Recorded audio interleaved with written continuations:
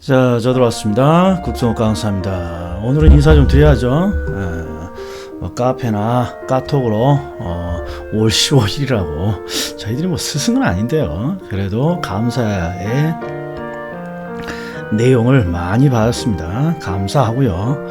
자, 물론 우리 두루미에 저만 있는 건 아니고 뭐 상준쌤도 있고 희용쌤도 있고 뭐 덕수쌤도 있고 뭐 제가 주축입니다만 다들 어떻게 하면 좀 쉽게 합격을 좀 했으면 좋겠다, 뭐 이런 마음입니다. 그러니까 뭔가 하고 싶으시면 수강 후기 이런 거 좀 부지런히 올려주시고 홍보도 좀 해주시고 특히 우리 부동산 두루미 좀 홍보 좀 많이 해주시면 충분합니다. 자, 바로 부동산 특성 들어가겠습니다. 부동산 특성은 1장의 마지막 주제고 한 번도 빠짐없이 나오고 있다는 거, 그리고 요새 문제 풀고 계시죠? 문제를 풀어봐야 난이도가 요 정도고 요 정도 난이도면 요 정도 공부를 하면 되겠다, 이게 나온단 말이에요. 그리고 문제에 두려움을 가지시면 안 됩니다. 자, 한번 들어가 보겠습니다. 일단 빵꾸 노트부터. 자, 부동산 특성과 파생 현상. 그러면 대부분 요 파생 현상이 시험에 나오는 거죠. 파생 현상. 자, 그러면 첫 번째 요 박스를 일단 채울 수 있어야 돼요. 박스를. 일단 부동성은 뭐와 관련되어 있습니까? 그러면 장소와 관련되어 있죠. 장소가 고정되어 있으니까. 그래서 장소와 관련된 대표적인 내용이 지역이죠. 지역. 그래서 시장이 지역적인 지역으로 형성됩니다. 시장의 지역화. 그리고 국지적 시장. 지역에 국한된 시장, 국지적 시장, 그 다음에 시장의 지역화, 그 다음에 지역 분석. 전부 다 일단 부동성은 장소인 지역을 일단 관련돼 있단 말이에요. 하나 더 있죠. 현장 활동, 임장 활동. 현장 활동, 임장 활동. 그래서 우리가 추가로 암기해야 될 건 요 외부 효과죠. 그래서 항상 강조를 외부 효과. 정말 유치하게 외부 효과. 그럼 하나. 부동성은 장소가 고정되어 있다는 뜻이니까 장소가 나온다. 지역, 그 다음에 현장, 임장 활동, 그리고 추가로 외부 효과 정도. 그 다음에 부증성은 양에 대한 문제예요. 양에 대한 문제라는 거예요. 양. 그래서 토지는 양이 늘어나지 않는다. 그래서 인간은 생산할 수 있다, 없다. 생산을 할 수 없습니다. 생산비 법칙의 부정. 그리고 부증성은 양이 늘어나지 않으니까 희소한 자원이라는 걸 토지를 강조하는 거예요. 토지는 희소한 자원이다. 그래서 어떻게 써야 된다? 집약적으로 써야 되고 최유효 이용해야 됩니다. 집약이 알뜰이고 최유효 이용이 살뜰이잖아요. 알뜰살뜰 잘 써야 됩니다. 그리고 지가가 비싼 이유가 됩니다. 자, 그런데 오늘 카페에도 또 뭐가 올라왔습니까? 최유효 이용은 하나와 연관되어 있지 않습니다. 하나와 연관되어 있는 게 아니라 자연적 특성에서 하나가 연관되어 있고 인문적 특성에서도 하나가 연관되어 있어요. 그래서 항상 암기 코드가 최 보면 찌읒. 그렇죠. 그러니까 부증성의 찌읒이 보여야 된다 했어요. 최유효, 찌읒, 부증성. 그 다음에 요 두 번째 이응은 인문적 특성 중에 하나를 더 들어줘야죠. 인문적 특성 중에. 그게 용도의 다양성이죠. 용도의 다양성. 그래서 해석은 이럽니다. 자, 토지는 부증성, 양이 늘어나지 않는 희소한 자원이다. 그러니까 알뜰살뜰 잘 써야 된다. 이게 최유효이요. 두 번째, 인문적 특성은 이래요. 토지의 용도는 다양해요. 토지의 용도는 다양해. 그런데 내가 가지고 있는 토지는 제한되어 있잖아요. 제한된 토지의 용도가 다양하다면 다양한 용도 중에 어떤 걸 가장 유효한 이용을 써야 됩니다. 이게 바로 최유효 이용이죠. 최유효 이용 나오면 최부증성 하나 나오고 이응 용도의 다양성 이렇게 두 가지가 나와야죠. 그러면 복습했는지 한번 보죠. 후보지 이행지와 관련된 부동산의 특성을 하나 들어주세요. 그럼 뭘 들어줘야 돼요? 후보지 이행지는 용도가 변화되고 있는 과정이니까 용도의 다양성. 그래서 용도의 다양성이 두 가지 정도가 나와요. 우리 용도가 변화되고 있다라는 것과 관련된 것과 최유효요. 자, 그 다음에 더 가보죠. 영속성은 토지의 경우에 영속성이에요. 토지 이것도 보세요. 토지는 영원 불멸의 재화니까 영속성이 있어요. 그런데 토지가 아니라 건물 같은 경우에는 영속성이 아니죠. 그러니까 건물 같은 경우에는 내구성이라고 이렇게 표현을 한단 말이에요. 그런데 나온 건 비슷해요. 토지로 영속성이라고 나오든 건물의 내구성이라고 나오든 내용은 그렇게 차이가 없어요. 일단 보죠. 토지가 중심이니까. 일단 토지는 영원 불멸의 재화입니다. 그러니까 항상 무슨 정의?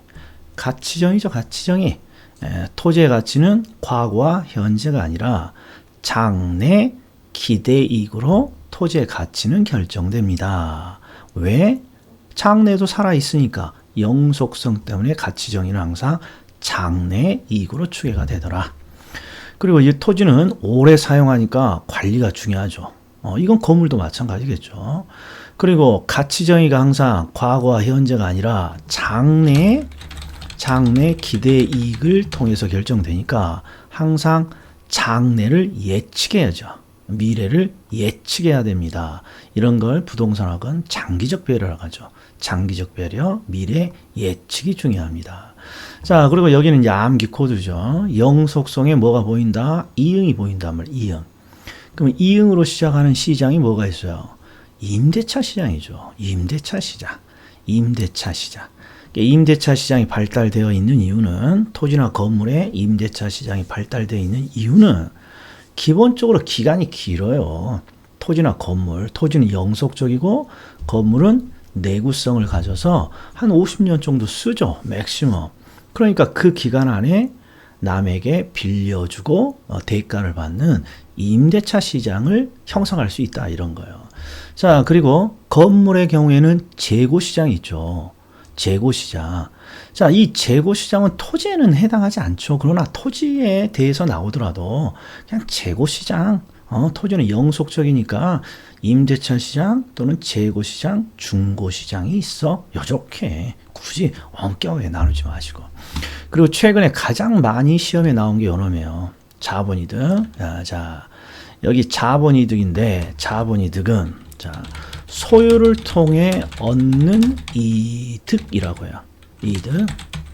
이게 가격 상승이고 우리 자본이득은 소유를 했을 때만 얻을 수 있는 거죠. 자, 정리. 자본이득은 가격 상승을 통해 얻는 이득이고 이런 가격 상승의 이득을 뭐라 그러냐? 소유를 통해서 얻는 소유이익이라고 그래요. 소유이익. 그래서 자본이득 또는 가격 상승의 이득은 항상 소유를 통해서 얻는 거죠. 그래서 토지의 경우에는 왜 가격 상승이라는 이득을 얻을 수 있습니까? 그러면 가격이 오를 때까지 기다릴 수 있더라. 가격이 오를 때까지 기다릴 수 있더라. 요 기출 꼭 이따 한번 보셔야 돼요. 최근 5년 동안 3번이나 나왔단 말이에요. 자, 토지 경우 또는 건물 같은 경우에는 가격이 오르는 걸 기다릴 수 있어요. 금방 소모되는 재화가 아니니까. 그러니까 가격 상승의 이득을 얻을 수 있더라. 다른 말로 자본이득을 얻을 수 있더라. 자본이득 또는 소득이득은 임대소득이잖아요. 임대소득은 임대차 시장이랑 관련돼 있고 자본이득, 소득이득, 즉 임대차 이득, 임대차 시장, 재고시장. 요건 의도적으로 잘 보고 있으셔야 돼요. 이쪽은 잘 맞추니까. 자, 그 다음에 개별성은 토지는 다 다르옵니다. 그래서 어떤 토지를 다른 토지로 대체시킬 수 없습니다. 대체성이 보죠. 그리고 일물일계라고 우리가 암기했죠. 일물일계, 일물일가 법칙의 부적. 그리고 수익과 가격의 개별화. 그 다음에 개별 분석.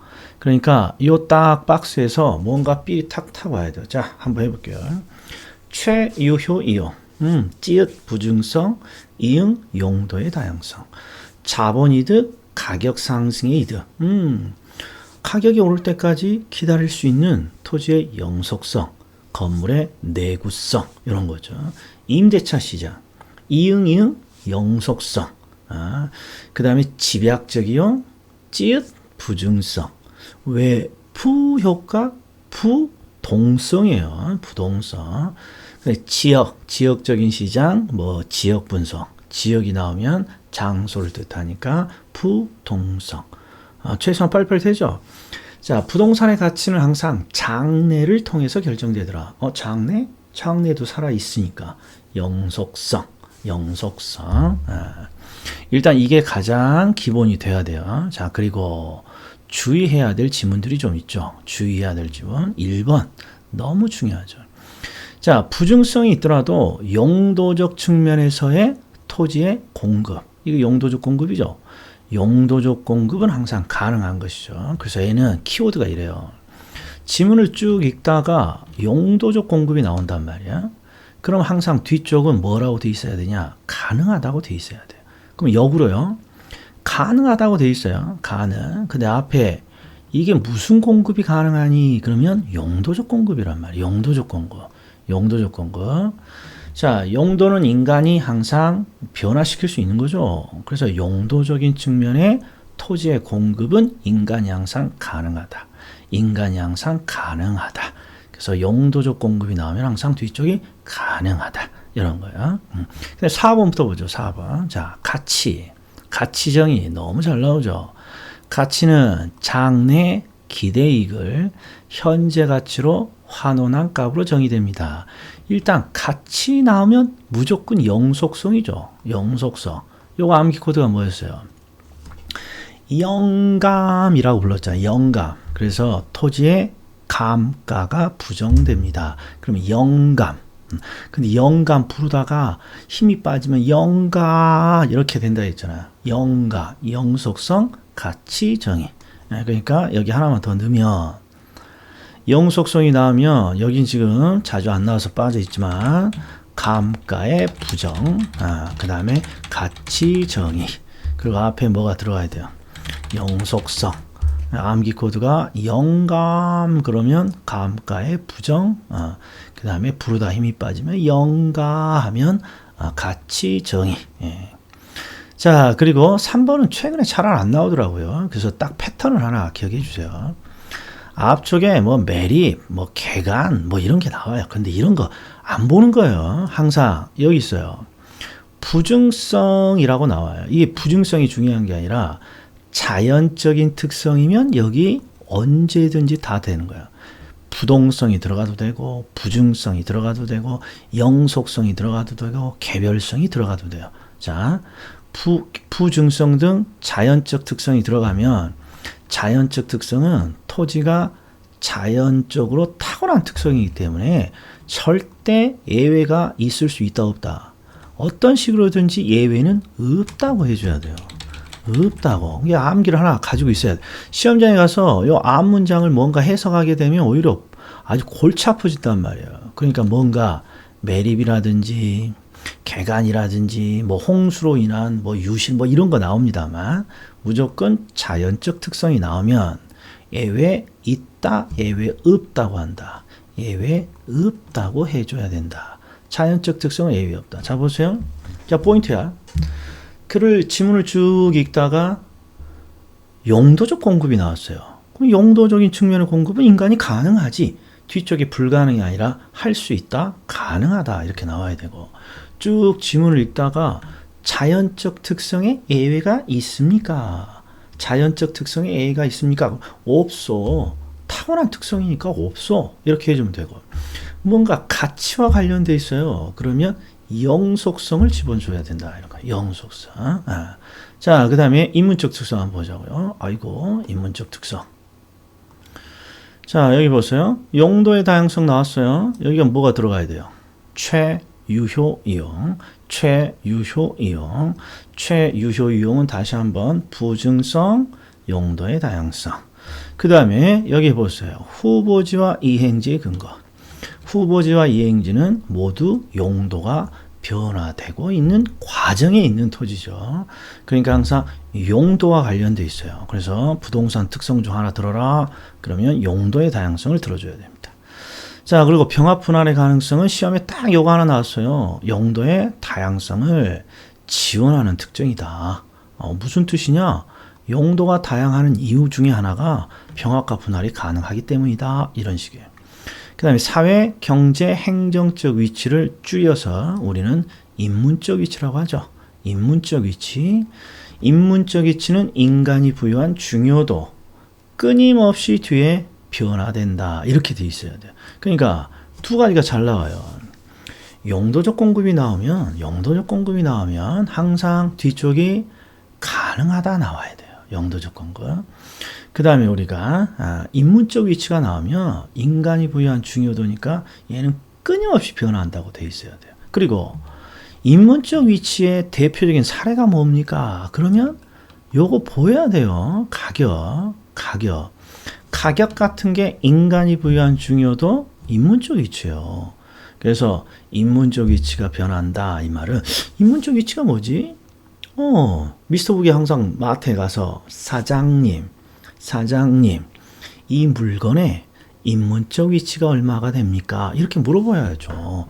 이 가격이라고 해서 가격이 대표적인 인문적 위치예요. 자, 그러면 4번 기출지문인데 한번 보세요. 자, 요건 부동산 특성 두 가지를 나열하라는 거야. 이런 형태가 요새 잘 나오는데 한번 보자고요. 자, A 아파트 인근 나오는 순간 외부 효과예요. 왜? 인근이 외부니까. 즉 인근 지역에 공원이 새롭게 조성되고 대형마트가 들어서자 아파트의 가격이 상승했다.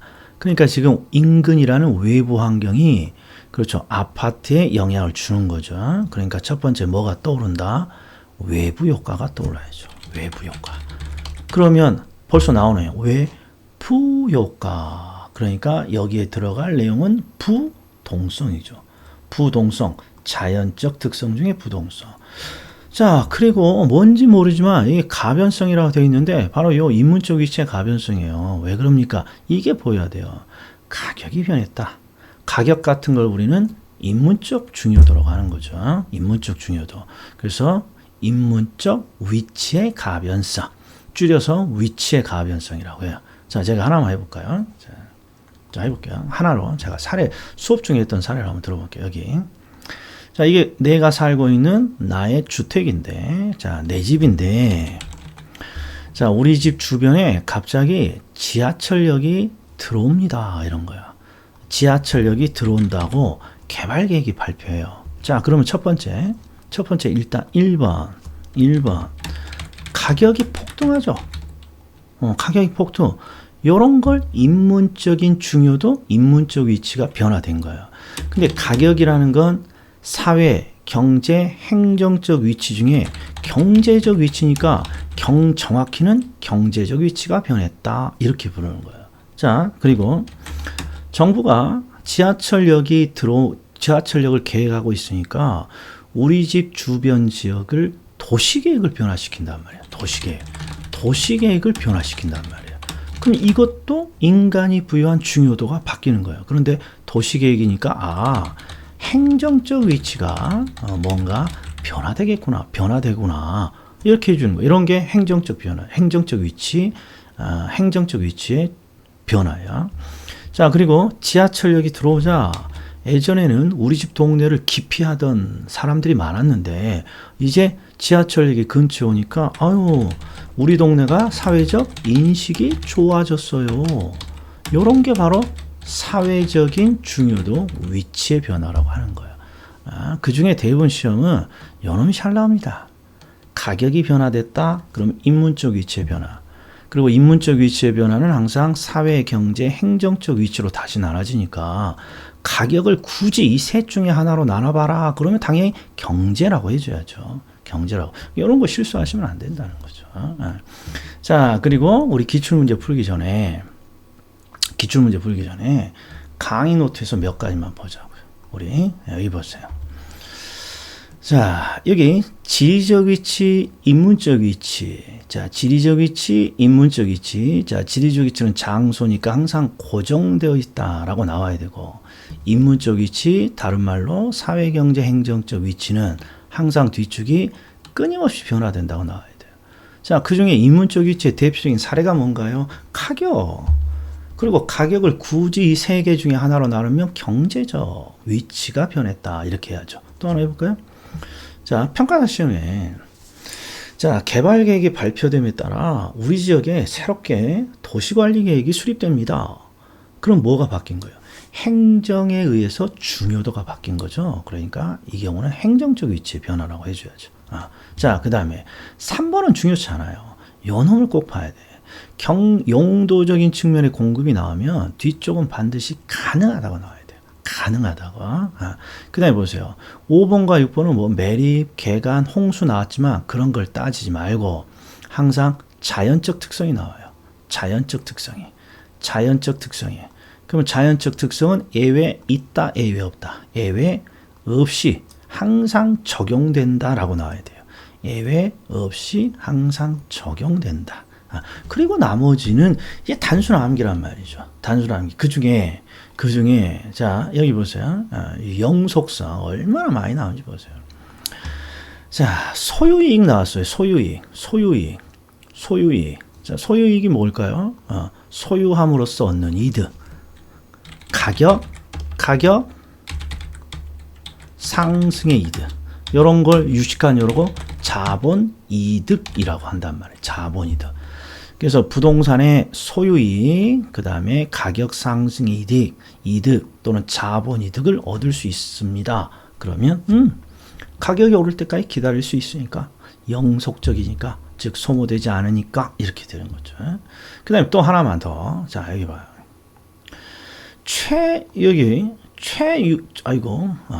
최유효이용이 나온단 말이에요. 최유효이용. 이게 지금 인문적 특성이 하나 있죠. 용도의 다양성에. 근데 위에 또 있단 말이에요. 이게 최유효이용, 부증성. 그래서 제가 누누이 말합니다만 최유효이용은 두 가지 모두에 근거를 해요. 찌읒 나오니까 부증성, 이응 나오니까 용도의 다양성.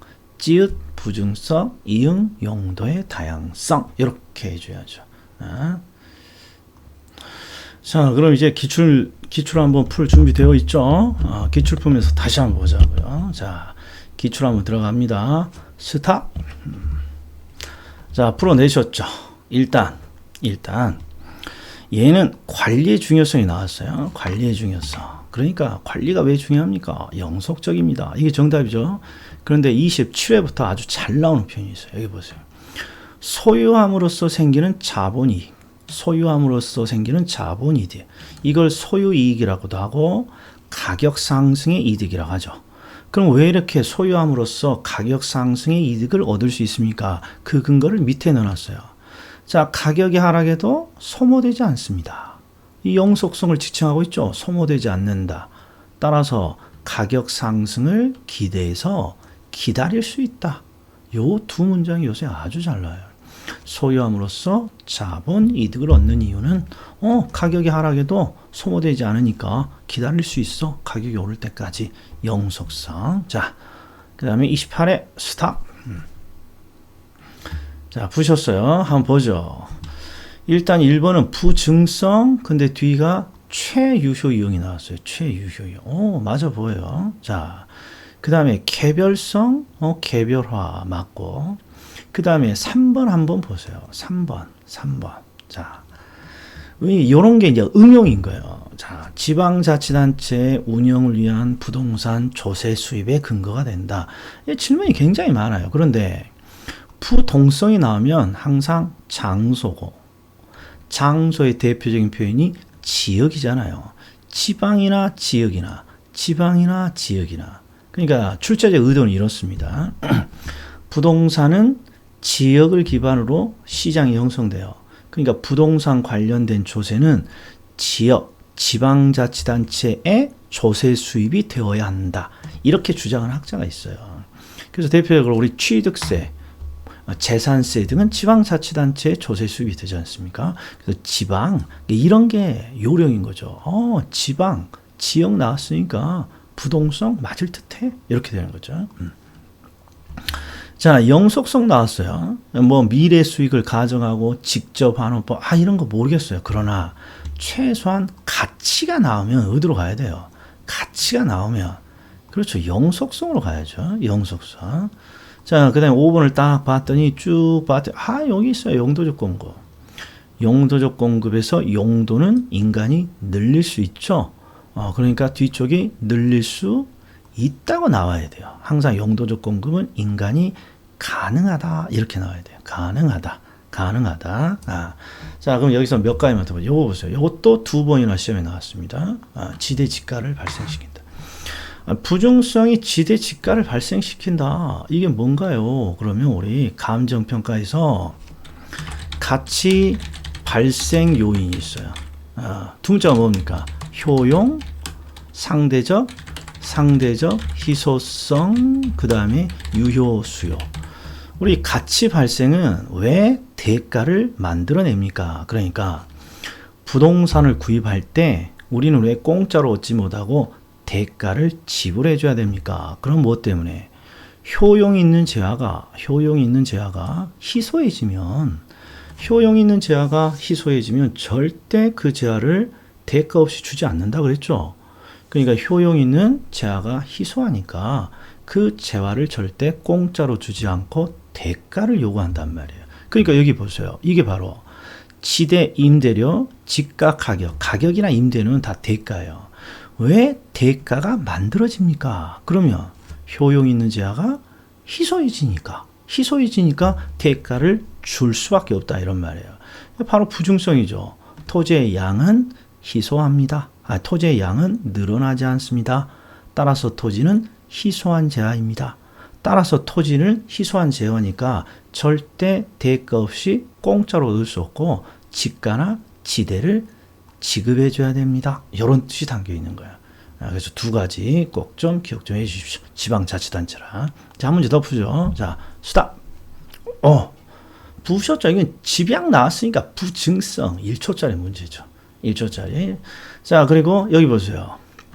공급 조절. 이 공급 조절은 지금 뭐에 대한 문제예요? 양에 대한 문제란 말이에요. 양. 그러니까 양에 대한 문제 부중성이 나와야겠죠. 자, 30회 스탑. 자, 관리 잘 나오죠. 관리가 왜 중요합니까? 영속적이니까. 그리고 여기 또 나왔어. 자본이득과 소득이득. 자본이득 가격 상승으로 인한 이득, 소득이득 임대 소득과 관련된 이득. 아무튼 왜 자본이득을 얻을 수 있습니까? 영속적이니까 가격이 오를 때까지 기다릴 수 있다. 소모되지 않기 때문에. 그 다음에 장기적 변화가 뭐예요? 장기적 변화. 미래 예측. 자, 미래 예측, 장기적 변화의 영속성. 자, 마지막 문제요. 30일에 아주 중요해요. 30일에. 자, 스탑. 풀어보세요. 자, 이 문제가 작년에 아주 논란이 많았어요. 왜 그러냐 그러면 자, 보세요. 기업번은 개별성이 불안정 경쟁 시장을 만드는 요인이다. 이 뭔 말인지 모르겠어요. 자, 그 다음에 집약이니까 부증성에 얘는 확실히 알겠어요. 확실히. 그 다음에 여기 있어요. 임장, 현장, 장소를 뜻하는 부동성이죠. 얘도 확실히 맞았어요. 확실히. 그리고 리을을 봤더니 영감 나왔어요. 영감 이렇게 나왔단 말이에요. 영감. 그러니까 니은 디귿 리을이 들어가야 되는데 니은 디귿 이게 보세요. 이게 두 개나 된단 말이야. 그런데 사람들이 기억법 모르고 4개가 다 맞았겠어. 4개가. 그래서 4번을 찍었다 이런 말이야. 4번을 많이 찍었다는 거. 근데 잘 보세요. 요새 출제될 때 아주 사악해지고 있죠. 자, 영속성은 영원 불면화 재화. 그러니까 감가가 필요하지는 않죠. 감가되지 않는 거잖아요. 그래서 뒤쪽을 보면 영속성은 감가가 필요하지 않음의 근거가 되는 거예요. 토지의 경우에는 가치 감소, 감가가 안 된단 말이에요. 이론적으로. 이게 영속성은 토지의 감가가 적용되지 않는다. 토지의 감가가 필요하지 않음의 근거가 된다 이런 말이에요. 근데 여기는 필요성의 근거라고 되어 있단 말이에요. 이게 요거 정말 놓치신 분이 너무 많아요. 그러니까 최소한 니은 디귿 자, 그 다음에 또 보세요. 이것도 보세요. 개별성은 토지 시장을 불완전 경쟁 시장으로 만드는 요인이냐? 그럼 이거 똑같아요. 여기에 개별성만 적용되는 건 아니에요. 자, 한번 제가 다 해볼 테니까 보세요. 앞으로 다시 나올 가능성이 커요. 자, 자연적 특성은 뭐다 그래요? 자, 부동성이 나오면 시장을 완전하게 한다, 불완전하게 한다. 불완전하게 만든다. 자, 부중성이 나와도 마찬가지예요. 부부 연계니까 영속성이 나와도 마찬가지고, 개별성이 나와도 다 이들은 시장을 어떻게 만듭니까? 그러면 시장을 불완전하게 만든다. 또 자주 나오는 표현이 있어요. 더 자주 나오는 표현이 뭐냐? 또 자주 나오는 표현이 시장을 제약시키는 요인이다. 이거 다 옳은 지문이에요. 자, 다시 정리. 자연적 특성이 나와요. 자연적 특성이 나오면 이들은 모두 뒤쪽이 시장을 불완전하게 만든다. 이렇게 나와야 돼요. 또는 시장을 제약시키는 요인이다. 이렇게 나와야 돼요. 왜 그런가 볼까요? 자, 부동성은 시장이 지역적으로 형성되죠. 이건 우리가 아는 시장이 아니잖아요. 일반적으로 우리가 콜라 같은 경우에는 광주에서 사도 광주에서 살 수도 있고, 서울에서 살 수도 있잖아요. 전국 어디서 사든지 물건이 다르지 않아요. 근데 토지의 경우에는 지역적인 시장이니까 똑같은 토지라도 지역에 따라 물건이 달라요. 그래서 시장이 우리가 아는 일반적인 시장이 아니라 시장을 불완전하게 만든다, 제약시키는 거예요. 또 부중성 보세요. 얘는 양이 늘어나지 않죠. 이건 직감적으로 양이 늘어나지 않잖아요. 시장을 불완전하게 하고 시장을 제약시키는 거죠. 영속성도 보세요. 아니, 토지 같은 재화는 영원 불멸해져야죠. 그럼 누가 만들어? 누가 물건을 만드냔 말이죠. 일반적인 재화는 영원히 사용할 수 있다 그러면 누가 그 물건을 만들어서 누가 공급하겠냐는 거죠. 결국 시장을 불완전하게 만들고 시장을 제약시키는 요인이야. 그리고 개별성. 물건이 다 다릅니다. 그러면 물건이 다 다르다 그러면 시장이 형성될 수가 없겠죠. 항상 우리는 비슷한 물건들 사이에서 내 마음에 맞는 하나의 상품을 선택하고 싶은 거예요. 하나의 상품을. 근데 다 다른 물건입니다. 그러면 우리가 마음에 맞는 물건을 선택한다는 게 쉽지 않겠죠. 그러니까 자연적 특성은 기본적으로 시장을 불완전하게 한다. 시장을 제약시킨다. 그럼 다 맞는 거예요. 자, 그럼 한번 해볼게요. 자, 혹시 인문적 특성이 나오면 어떨까요? 인문적 특성이 나오면 뒤쪽이 그렇죠. 자연적 특성이 제약시킨 시장을 완화시킨다. 이렇게 나와야 돼요. 인문적 특성은 인간이 만들어낸 특성이잖아요. 자연이 만들어낸 이 제약을 인간이 풀어낸단 말이에요. 그래서 인문적 특성은 자연적 특성이 제약시킨 시장을 완화시킨다. 이렇게 나와야 돼요. 이론적으로. 그러나 이건 안 나올 것 같고 요거 하나만 딱 기억해 주세요. 자연적 특성은 항상 시장을 불완전하게 만든다. 시장을 제약시킨다. 그리고 최근에 이런 거 잘 봐야 된다는 거죠. 영속성은 토지의 감가가 필요하지 않음의 근거가 된다. 필요하지 않음의 근거가 된다. 그러니까 정답은 요건가요? 기억, 니은, 디귿. 그렇죠. 3번이 정답입니다. 요거 옳은 지문이니까 여기까지입니다. 자, 수고 많으셨습니다.